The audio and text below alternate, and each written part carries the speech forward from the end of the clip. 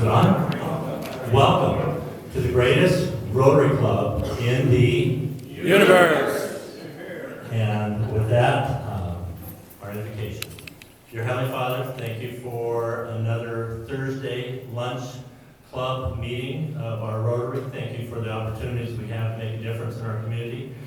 Thank you for our guests, the good food, for the wonderful weather, and help us do well as we move forward. In Jesus' name, amen. Amen.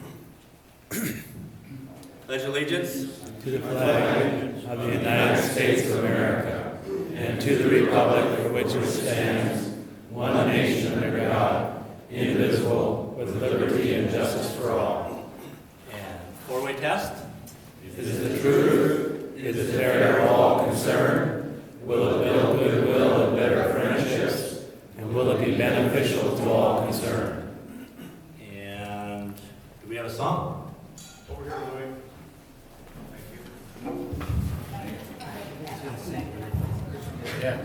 So I was feeling badly for our neighbors to the north, even though they're sending us their crummy smoke. I'm wishing the Canadians well and getting their fires under control, and I'm standing by Keith so we get the first note right. It's number 5 on the sheet, and it's "Oh Canada." So tone us in.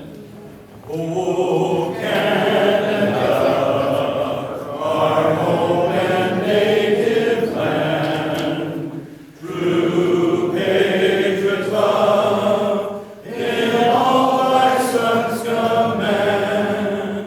With glowing hearts we see thee rise, the true north strong and free. From far and wide, O Canada,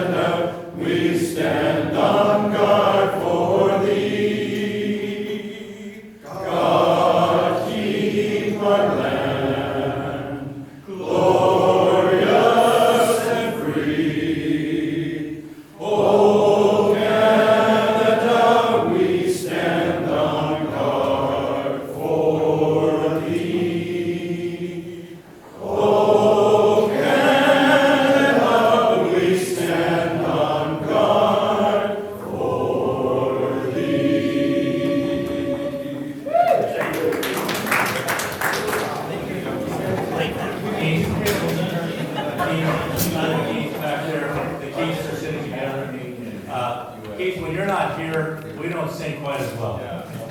So, perfect. We have visiting Rotarians today. Yes. So we have Chuck and Connie Thompson from Folsom, California.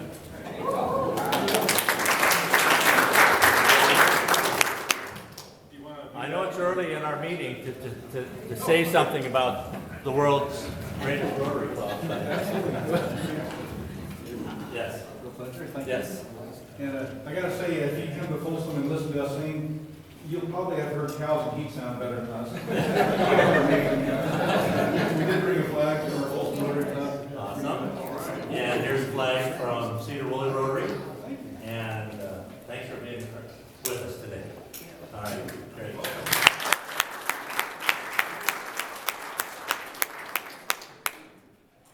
You know what? Do we have any other visiting? Do you want any other visiting Rotarians today? Do we have any guests visiting with us today?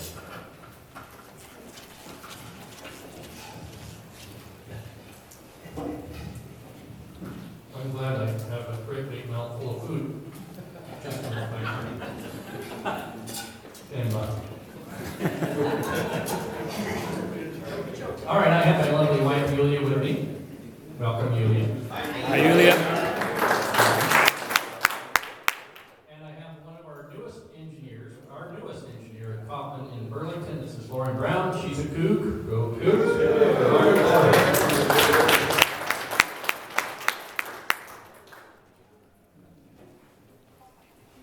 Louis, back to back. President Avery, I'm pleased to introduce Wendy Sakura. Wendy is the owner of Flowers on Woodworth on Metcalf. And Wendy brought the beautiful bouquet of flowers that can be part of our raffle today. So welcome, Wendy. Thank you, Wendy. Any other guests? You've got your daughter's here. I don't know if you know that. Back table, I'll make the announcement. She is my daughter, Sarah, and I believe Sarah is getting started in the process of trying to become a member of our club. And I think Daryl, you might have Yes, I have proposed her as a member. proposed her. Yeah. It was beyond my skill to propose my own daughter, so Daryl did. When it comes to flags, we just got this in the mail from Alabama, no, not that one, this one, the Montgomery Sunrise Club. And we had a guest here a few weeks ago. She wrote a very nice card, sent a picture. This is from Jana Bailey. Dear fellow Rotarians, I want to thank you all for the incredible hospitality you showed me when I visited your Sedro-Woolley Rotary Club last Thursday. I never felt like a stranger, but a welcome friend. In my home club this morning, I told our members that you are truly our mirror club. I hope that I am able to visit again. And please know that if you are anywhere near Montgomery, Alabama, please let me know. Thank you for your service above self and the difference you will make in true hugs, smiles, and in service, Jana. So a very nice note from her, another flag. It's really important if you're the greatest Rotary Club in the universe that we stay in contact with all the other clubs out there. So we'll keep these flags, maybe we'll put them all up one of these days, and we have a new one from Folsom now, so thank you guys for bringing that one today. We have announcements, starting in the back with Mike Schweiger. Mike.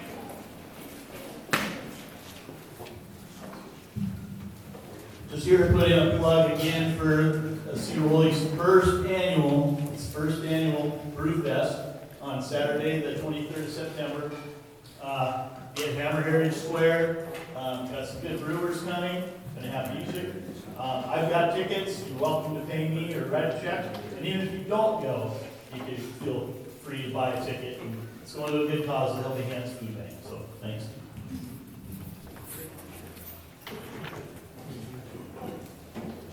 Hi, just wanted to make an announcement that the Sedro-Woolley Chamber of Commerce will have a beer garden at the fair again this year. So if you're at the fair, right next to the main stage. We have a beer garden. Please stop by and have a brew with us. Awesome. Chris, you want to make an announcement?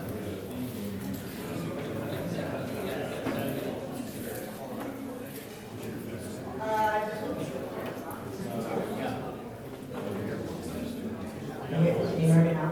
Yes. Can you hear me now? Oh, great. Anyways, next concert series is this Sunday. We got a great crowd coming down. Yeah, battery died. Anyways, Miller Campbell, country music. They just announced her as one of the top 10 leading incoming country stars in the Pacific Northwest. She's amazing. There. Okay. So don't miss the show. Last Sunday was incredible. Not only was the music amazing, but the crowd, I could not believe it, almost double what we had last time. Easily over 1,000 people in that park. So if you are planning on coming down this Sunday, try to get there early so you can get yourself a good patch on the green because, yeah, space was filling up real quick. We do have Domino's Pizza coming down this Sunday, and next Sunday they'll be selling pizzas by the whole and by the slice, so there will be, again, more food.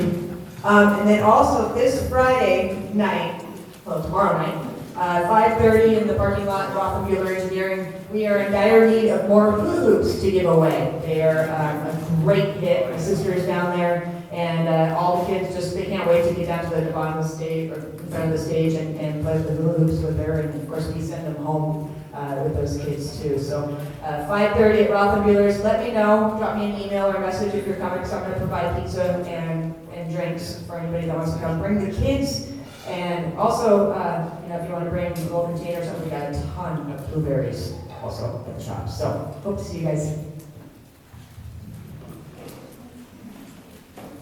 I'm involved with the Hospice of the Northwest Foundation, and we're having our annual event next month, September 9th. So if anybody's interested in going, talk to me. I can get tickets lined up for you. It's going to be up at the airport in Burlington, and it's really a beautiful event. It goes to a wonderful cause. So if you have questions about it, come talk to me. Daryl?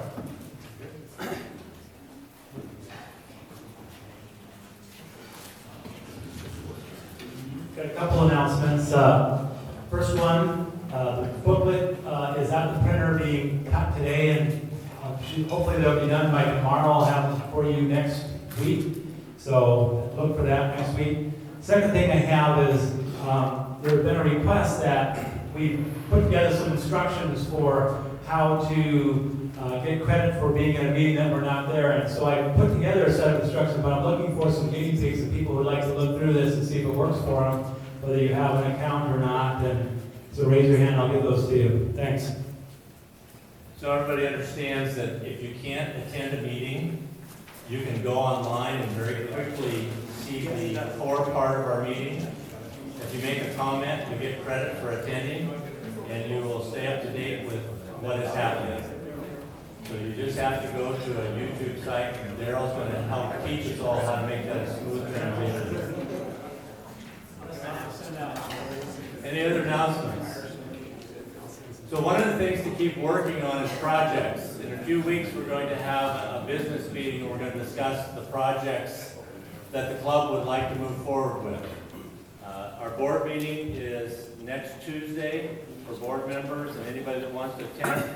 The primary business of our next board meeting will be our budget. So there's been 2 or 3 meetings that have taken place to kind of look at where we have money and where we have it committed to and what kind of budget we might be able to have. And so we're trying to put together some money for community projects this year. There's a number of ideas out there, but one of the goals of the club is not just to write checks, to do things, but to find projects that we can get involved with.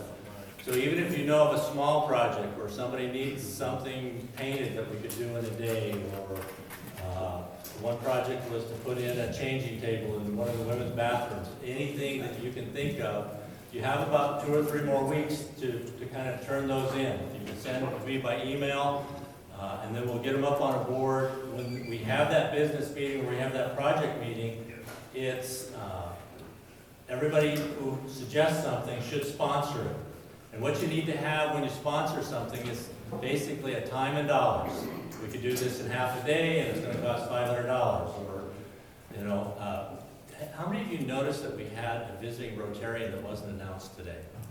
Sitting towards the front of the room. One of our world-famous, amazing Rotarians, sitting by Dan Sims. We should all say hi to Larry, because Doc Campbell is one of our great Rotarians. And have you ever known anybody that could run a project like Doc Campbell?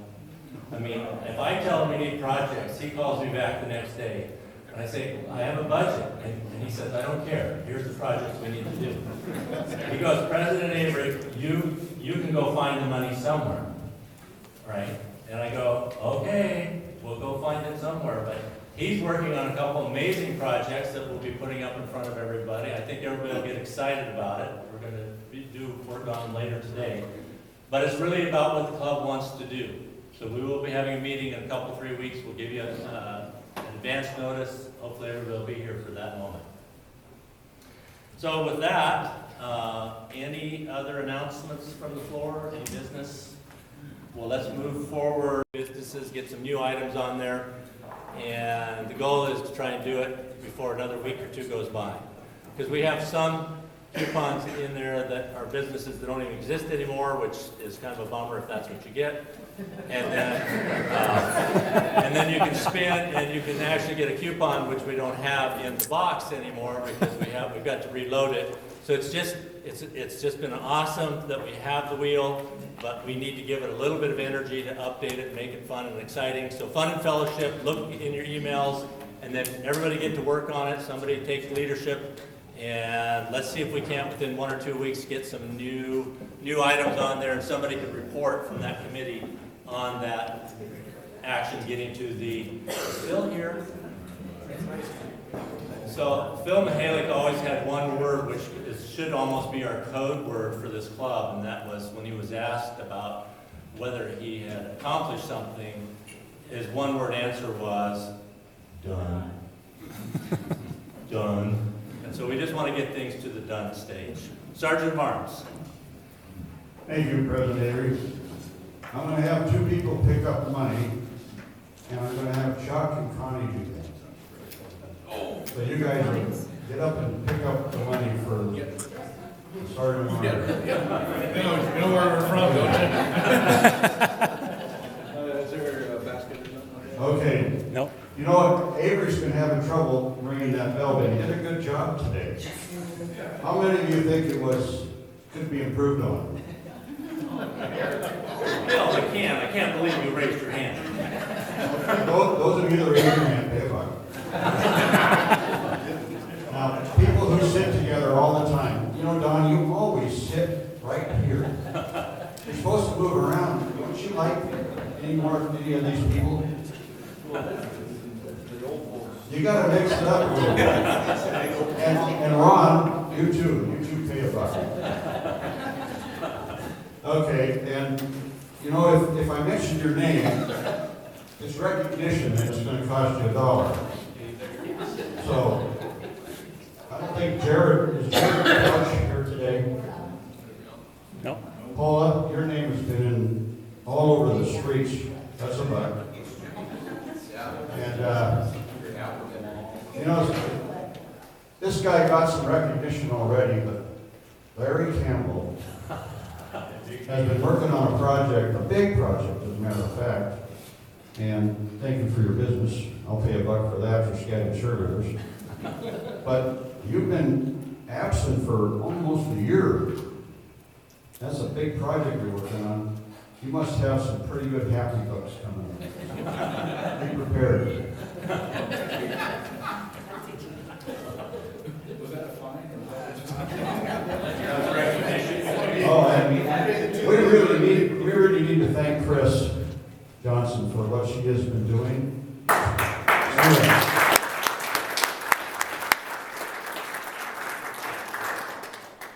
That's a buck for recognition.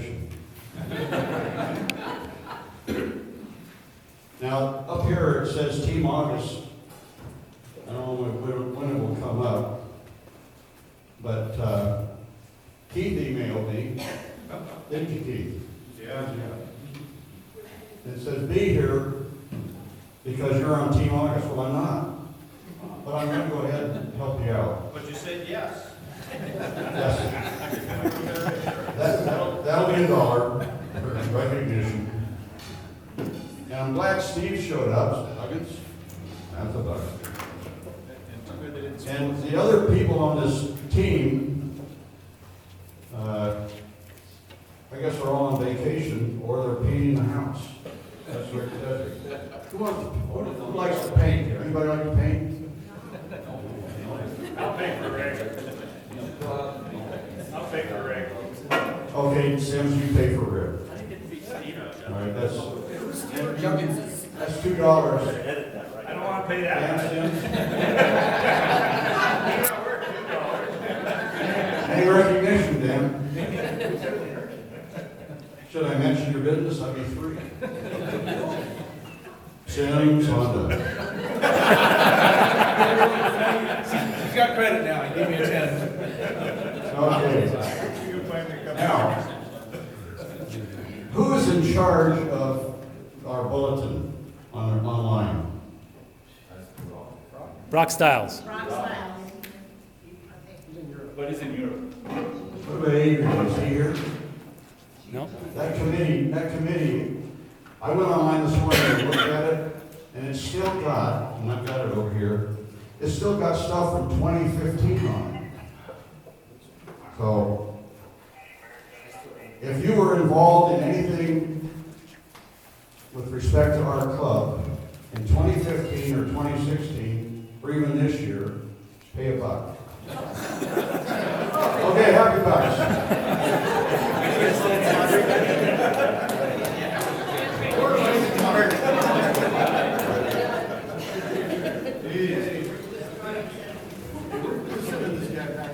So I've got a happy $5 for the rest of my money here. I'm pleased to announce that on July 28th, 2018, the first annual Gurney Journey 3-on-3 basketball tournament is going to take place at Maven Park in Burlington to honor the memory of my nephew, Brian Gurney, who died December 21st. We're going to raise funds for the Burlington Edison Alumni Foundation Scholarship that was named in his memory. So we're really excited about this and to honor the kids who are doing great things. So July 28th, 2018, Maven Park. I got a few happy bucks here. Even though all my poor little vacation fund got robbed, I managed to squeeze together, and I did buy tickets for my daughter and I to go to Hawaii in November. So. I got two things I'm happy about. First, what Chris talked about, the concert. I think you counted like 400 cars, so over 1,000 people. That's 1/12 of the total population of Sedro-Woolley. So I'm thrilled by that. And the other prize for Louis for stepping up, even though he's not a real Team August guy, he's a real great guy. So thanks for doing that, Louis.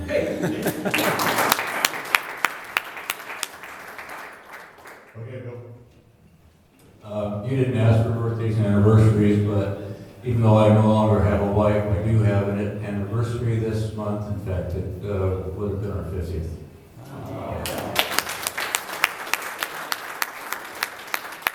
Thanks, Bill. I'm going to leave that up to the real Team August starting learners. I just got a 10 here, just let Chris know. Chris Rogers has been dogging, looking for bad guys. Chris has been bugging the hell out of me, messaging me more leads on this. But Chris went and found the motorcycle, we went rattlers, trying to get a hold of him. So we got some leads trying to find that. And, you know, I was out watering the lawn that a bunch of you came out and helped work on. And it's just been really stressful. We've had a lot of stuff going on. It's hotter than hell standing in all this stuff all day long. And I was out watering my lawn, just kind of thinking about what my day's going to be like. And a little fawn came up walking through the new grass. It's like, oh, life is all right.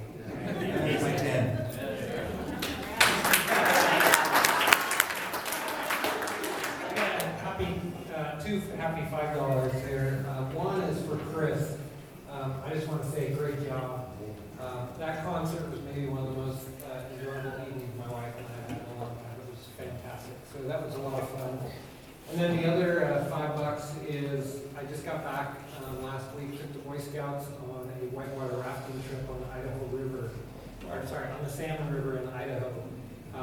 It was 5 days, 4 nights of no cell phone, no email. It was fantastic. Weather was great. There was some smoke, some fires, but the kids just had a fantastic time. And when you get kids outside, away from cell phones, they don't even miss them. It was really cool. So, what a great trip.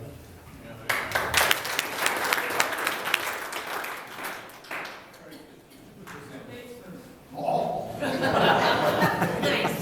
Thanks. I have a happy five. It's the Chris show today. So because of her excitement, or she's added excitement to my life, I've been chasing down every red car with a black hood in the county, making sure they're not the ones that broke into Ralph Miller.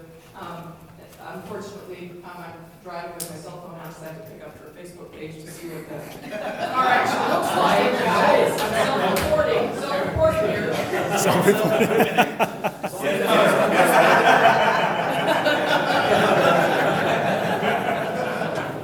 it's mounted to your dash, it's fine. One finger. I got a happy $5. I guess my in-laws flew me up to cook a pig for them, and it was absolutely amazing because we had to do some modifications, and I traded 50 pounds of deer meat for about 4 hours of welding, and the guy saved the day because the pig turned out perfect, and I didn't really want to eat that deer meat anyhow.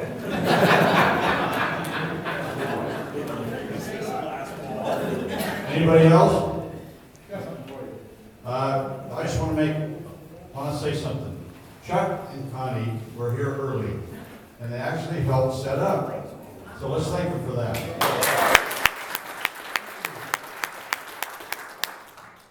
In our club, we don't give happy bucks. Basically, it's fines. Fines don't need to be true, they just need to be funny. But Connie, being a Northwest gal, all her family is here. We're here visiting with a brother and sister-in-law who lives in Sedro-Woolley. And getting my lovely wife back up to the Northwest, seeing how happy she is. He can breathe up here. We love it up here. So I'm throwing 20 in for happy bucks just on behalf of my wife. Yeah.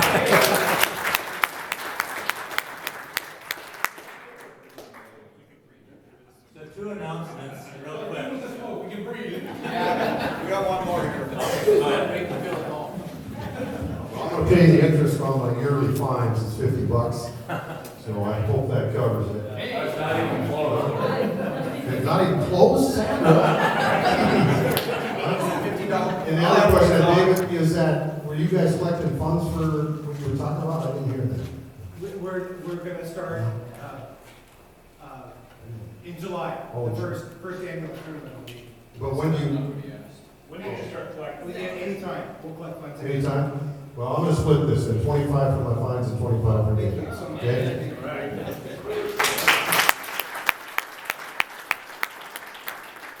So hopefully everybody's taking a little bit of notice of the pictures or the announcements that are up here. But starting next week, we're going to have a new category, which I think we'll just call notorious. Because when I think of Lynn Tucker, there's got to be something on Lynn every week that we can put up there, which I mean, I get a little help from you guys. Something. And we have, Mike Janicki back there. Has Mike ever gone through a week where something notorious didn't happen? So years ago, we used to have a newspaper that we could read, and then we would talk about who was in the newspaper. And now, for many of us, we don't go on that social media. So I figure if the U.S. government can have the skill it has in leaking information, that we should be able to do it within our club. So if you know of anything about another member that's going on, if you send me an email, it'll get in the notorious category. It could be a picture, a story, whatever. We'll put it up there. Plus anything that's Rotarian. As we have events, we'll keep putting pictures up there. And Carl, you're here, aren't you? So what is the purpose of repetition? Repetition, in case you forgot, is the mother of retention. Okay, and as this club gets older, we need all the help with retention we can get. Now, the next thing at this moment in time is the joke of the day. Now, Bill McCann did a wonderful job last week. I'm trying to get him to step up to the plate. He's contemplating that. He used to have great skill in telling jokes. It hasn't been in a while, so you're going to see if you can muster that up. But if anybody has a joke of the day, yes, perfect. That's what I was hoping for. Chris. I'm only sharing this, my 6-year-old daughter told me this one the other day and had me rolling. So why didn't you roll the toilet paper across the road? Because it got stuck in a crack. I don't have a joke, but I just want everybody to know I'm going to try to channel my inner Paul Kelly and try to bring back some of those notorious jokes of years back. Okay, with that, it is time for early leavers. I hope if anybody does leave, that you send something to our speaker. And with that, I'm going to turn it over to our Chief of Police, Lynn. All right. So we got Chris Rogers, if he's not being called away to a call, and Jason Harris here today. We're going to talk a little bit about some of the things we've been doing with the school district, with the active shooter and hazard response stuff. Chris is a fairly new officer with us 3 years or 4 years now, Chris? 4? 3. And but he's one of our active shooter training coordinators. And he's going to give you a heads up a little bit on what we're doing. Those of you that have got kids, grandkids that are going through the school district, we're going to get the kids involved in some of this stuff. Unfortunately, it's the world we live in, but we believe in being prepared for any sort of hazard. And that's one of the things we want to make sure our kids know. If there's something bad happening, the good guys are on the way and what's going to happen. So, Chris Rogers. You can. No. Can everybody hear me? Is this okay? Okay, good. I like to talk. I talk at one volume and it's usually not loud enough, so this is helpful. My name is Chris Rogers. To answer all of your questions right off the bat, I am old enough to be a police officer. And yes, my mother knows where I am. With that answer. Okay, so I was told to specifically not scare all of you. I'll try really hard not to do that. This is a serious topic. I kind of am a funny guy. But it always bumps me out when we really get talking about this, because what we're talking about doing is teaching the cops to go respond to these terrible situations. You hear about them in the news. They've adapted over time. The bad guys are always bad. The way they do their bad things changes. We try to adapt to that based off of what we see.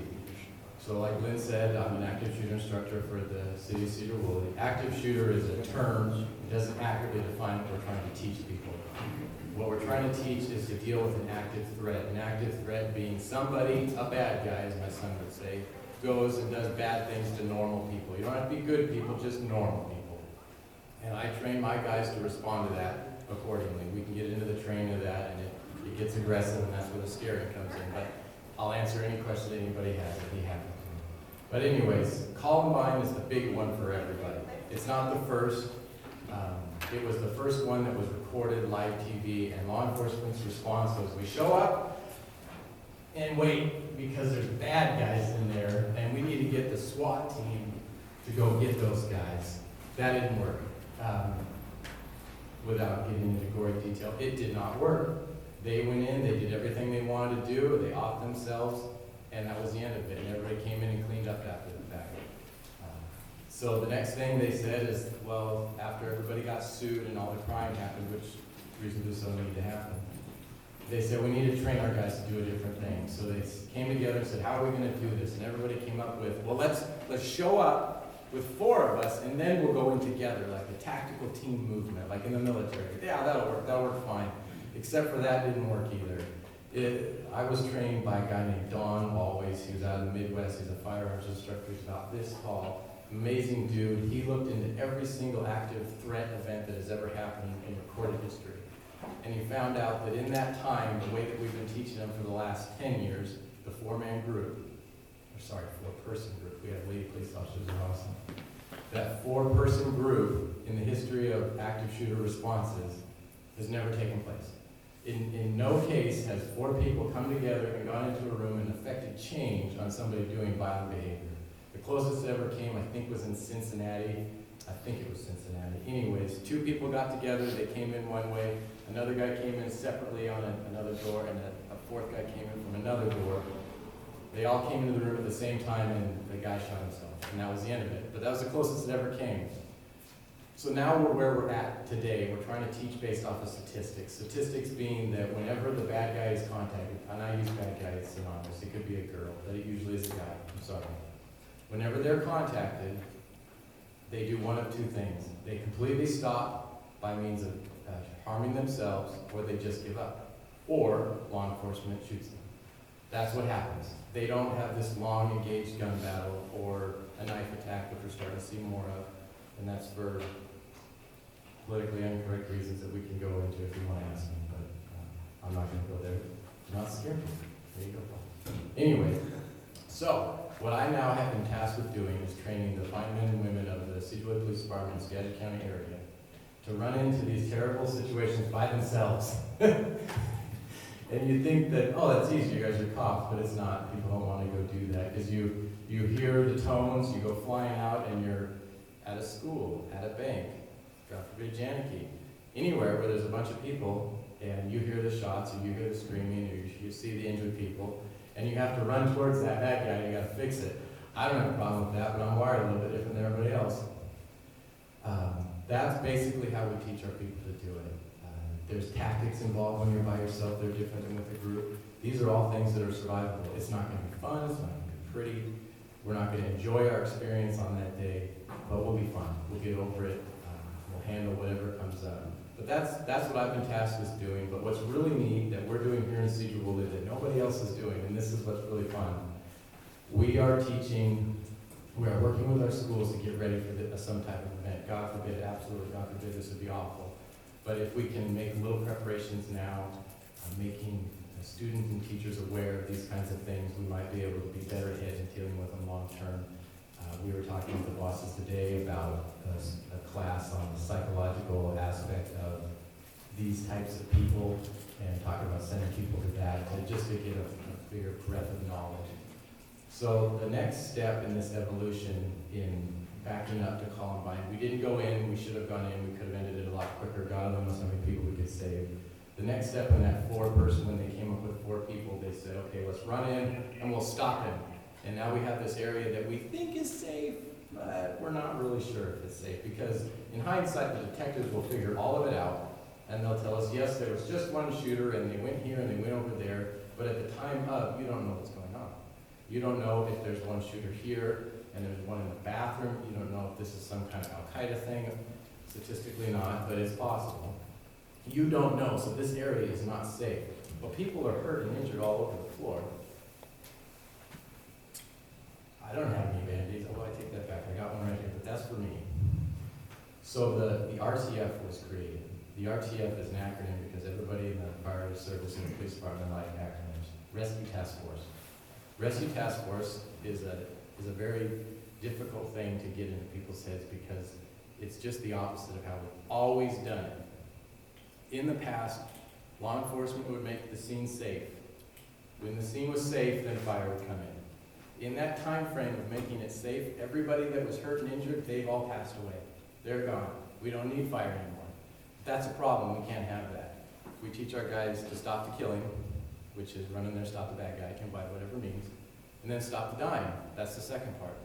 No one else is doing this. It's complicated, it's scary, and everybody's unions don't like it. It's terrifying in that way. So what we do, and we've trained with our firemen, and it works really well in Sedro-Woolley because we have firemen that are not afraid of things. They're amazing. They're not normal. We're happy, very, very happy to have them. But what we do is we establish a perimeter around, and the perimeter doesn't have to be like taped out. For example, if there's something happening here, this area would be a warm zone, the parking lot, the rest of the senior center over there, all the way up to State Street. That'd be a warm zone. And there's people that need our help. So we take our firemen that we've trained in a specific RTF model. We say, okay, I need an RTF. We set them up and we go in together.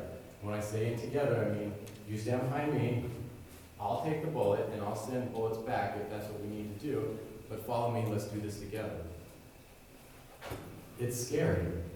The firemen don't like it. They're all afraid that we're going to leave them. There was a train in Anacortes where that happened. We're sorry about that, but that wasn't me.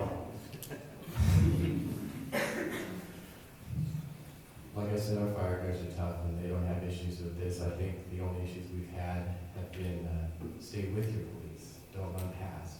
But they do a good job. But that's our model. We're kind of ahead of the curve. And when I say ahead of the curve, there's nobody else doing this. When we made up the training, there's not like, oh, we'll get the book off the shelf. No, it doesn't exist.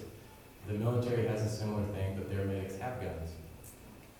Use of force in America is a whole thing. I don't think we want to sit our fire guys down and run them through all that. It'd be a thing. It's possible. It's doable. It's realistic. It's not cost effective, but we could do it. But yeah, that's how. With our city, we have Lynn. We have all these different schools close by, and our school district has really gone to the forefront of it and taken it head on. This is scary stuff. We're talking about kids dying, which there is nothing more important in this world to deal with than that. And not the other school districts aren't doing it. The county's kind of watching us and going, oh, this might work.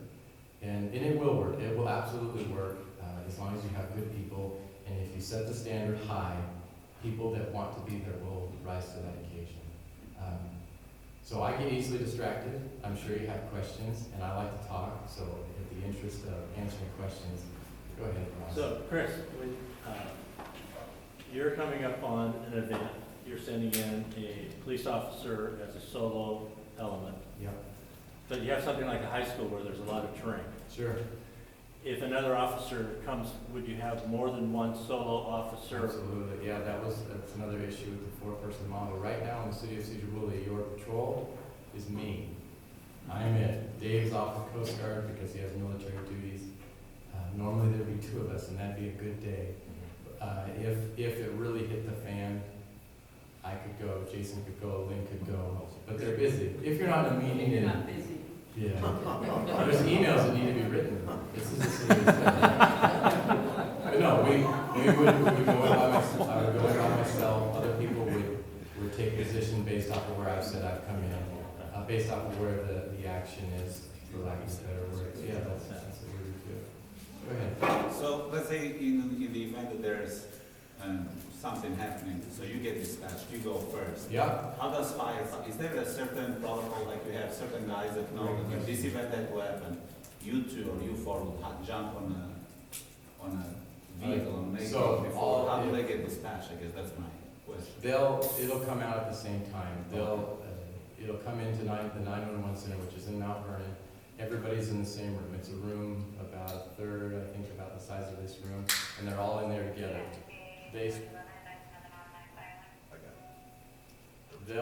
They'll get the call, and it'll be a series of calls, and they'll start working amongst themselves. And fire, yes, they'll be rolling at the same time. They'll take advantage of the opportunity that they're given, and they're smart. They'll not run into it like we have.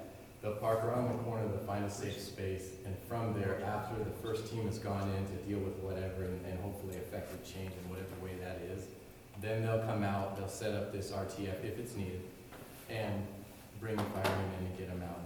That's in the ideal world. I think in real life, it might consist of me coming out with a rifle slung, dragging somebody, going, if there's another one, please grab that one. But this is a perfect world for those aims for that. Go ahead. So, are you hoping that by doing like these training at the schools, that somebody that might consider doing something like this would think, maybe I shouldn't do this here because these people are ready for this? Or is the mindset of somebody that's thinking of doing that not there anyways? I don't know the answer to that. Bad people do bad things. I don't know why they do it. I'm just going to be ready for it. Don't expect mercy from the merciless is a term that I've heard. You do what they want to do. It's a free country, but I'd rather have. Well, here's an example. So somebody comes in that door right now. Sorry if I start freaking people out. Somebody comes in that door right now with a gun. What are you going to do? I know. Yeah, okay. At least you have an answer, right? That's better than nothing. I can, yeah. My point is, most people don't have an answer to that question. It's stand and stare. You're going to hide behind Lynn. What's actually going to happen is you're going to get bulldozed by Lynn, and think that he's assaulted you, and Lynn's gonna send several rounds of that thing, because Lynn knows what Lynn's gonna do. My point is, we need to get the seed planted into our administration, students, faculty, everybody, if we could, that the world is not this sunshine and rainbows place. Let's get ready for it. Let's be prepared. Let's have a plan. Better than nothing, you know. That's my personal goal. I don't know if there's some insurance box that needs to get checked. I don't think there is. I think that we're just proactive, and that's what we do. So I hope I answered your question. Go ahead. Yeah, do you guys use or anticipate using canines? Oh, probably, yeah. I mean, do you have now? We don't have any dogs in the city. That is an insurance thing because it's a liability, because to bite people, you can't, you can communicate to me not to bite somebody, but dogs do what dogs do. I could see a need, not immediately. I think we hit the proverbial button and ask for everything, including canine. I know for a fact that Jason Moses with the county would probably just come around the corner suddenly, and you and the dog would run in, and they would do amazing things because that's who he is. But yeah, we would definitely use canine if available, if the need arises. I mean, a dog tracking side of a school would, at that point, we need to keep paying attention to what's going on and be prepared. Because I know our clinic in Ferndale, we usually have, 6 to 8 pot sniffing dogs up there, and they use them for multiple purposes. The feds have a lot more. What? Wait in the back. I'm sorry, I'm giving you attention. But they seem to be a deterrent. Has your study, or do you know of any studies that have gone into a closely related issue of the success of having some on the faculty who carry arms? I think that everybody should be armed. That's my personal. I would go to the next question on that one. That's my personal opinion, and these are not the views expressed by the city of Sedro-Woolley, blah, blah, blah. Anyways, yes, I agree. I believe an offense is defense, but go ahead, I'm sorry. Have you guys done any training with the use of drones for looking into situations? The State Patrol just got, I think it was a grant to get drones. They, with their drones, the drones came out and it was kind of fun, and then they started taking pictures. Now they make drones just for taking pictures, and the state uses them to map out a crime scene. That helps big picture wise, but not everybody's brain works the same, where they can look at a map and, oh yeah, that's that building right there. But my understanding is if in the event of a situation, Cascade Mall wasn't it, when that happened, it was terrible. It was sudden and quick, and cops got there on scene very, very quickly, but it was over, and he was out. They passed him on the way in. But at that time, this is a perfect example where an RTF would be needed. We don't know what's going on, because we showed up and there wasn't any shooting happening. Everybody was already down, and so this whole thing is unsafe. Now, the point is that if a drone was available, you could map it out and get an idea based off of what's here now to describe maybe what has happened to better find the perpetrator or perpetrators. So yeah, the drones, I'd like to have a drone like in a video game. My little brother plays those things. You could deploy it off the car and send it around the corner. Oh yeah, oh no, I see him, he's right there, you know, that'd be helpful. I don't know how realistic that is, it sounds expensive, but it's just money, right? Go ahead. I think listening to all these questions, it's almost like my question would be, how did you guys get to the point where sending a sole officer, one human is the right way to respond to that as opposed to technology or? Well, the answer is probably, the realistic answer is cost. They pay a fortune for me, but it's easy just to send me out. We've got GPS in our car. That came about 5 years ago. And they don't, as with technology, they don't work perfect. They shut off and they turn on for reasons unknown. The gremlins run in, they run out. I don't understand how electricity works. It doesn't matter. It works sometimes. A human being is an effective thing. One of the situations that came up is, well, what if your guys come in and you can't get into the building because school's locked? That's how it works.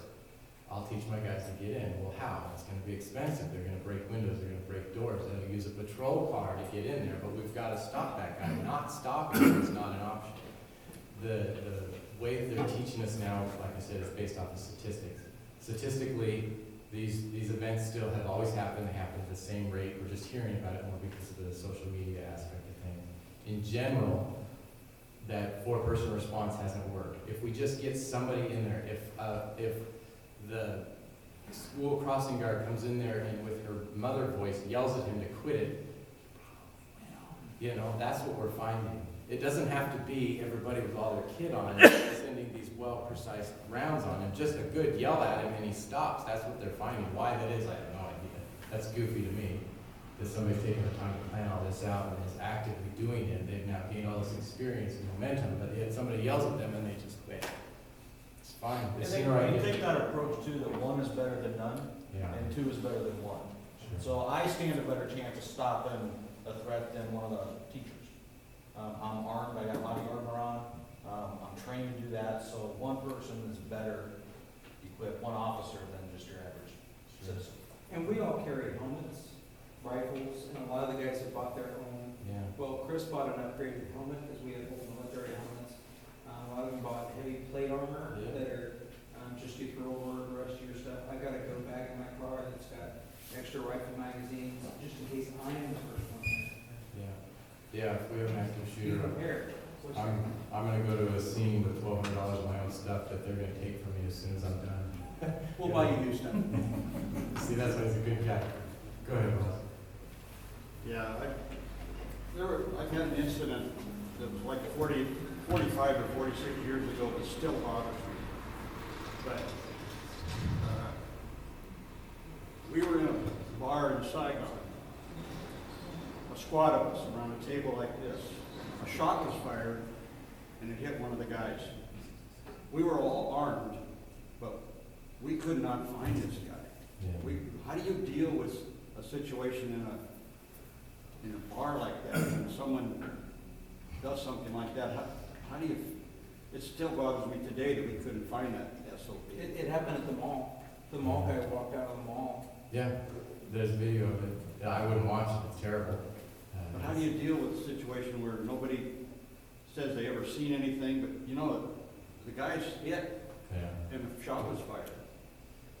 I guess a short answer would be I'm gonna show up if it's not heir apparent, so the normal typical response would be after something like that would happen, people flood exactly the opposite direction of where it is, and all you do is just go upstream. It's simple in that way. It's not perfect. We don't get to know what the end is. The detective will figure it out and they'll tell us how we've all goofed up, and that's fine. We're gonna do the best that we can with what we've got.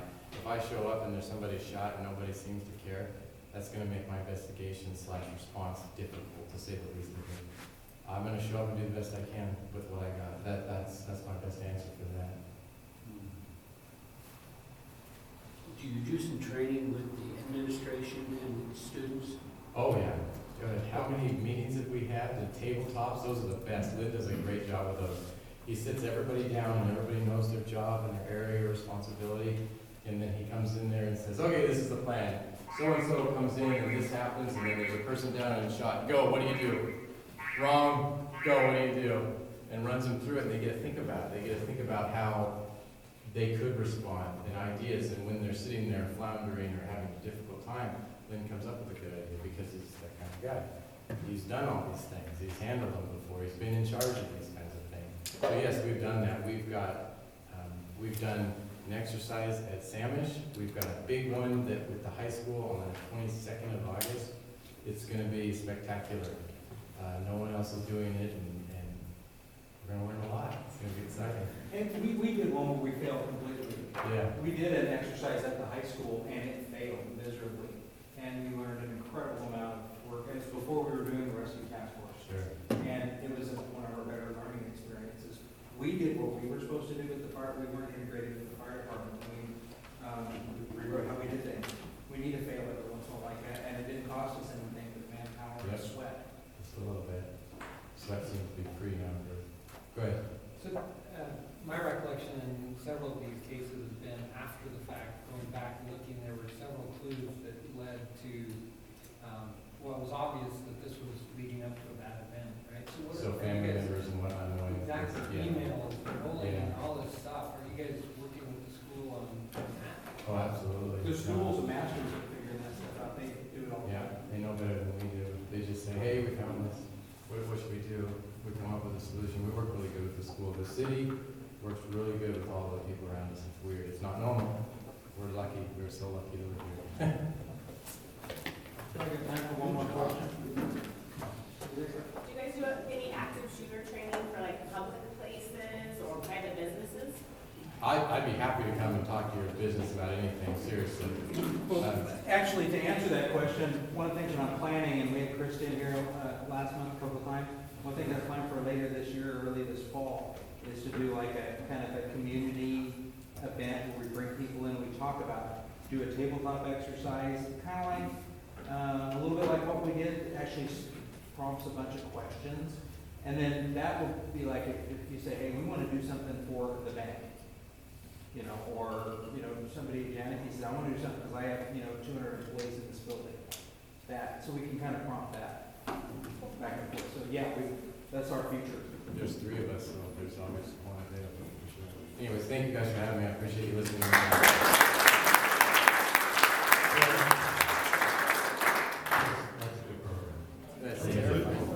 It's terrifying, but it's good that you came and shared. So if you were ever on a scene where everything was going wrong, your gun jammed, you could carry one of our Sedro-Woolley Rotary pins, and this can be used as a defense mechanism. And thank you for today.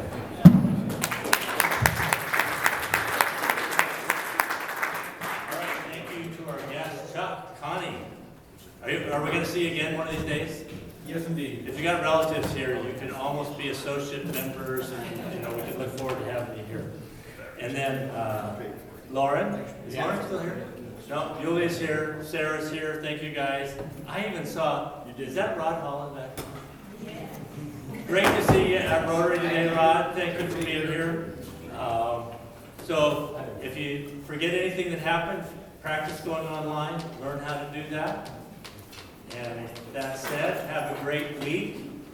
Bill, are you ready?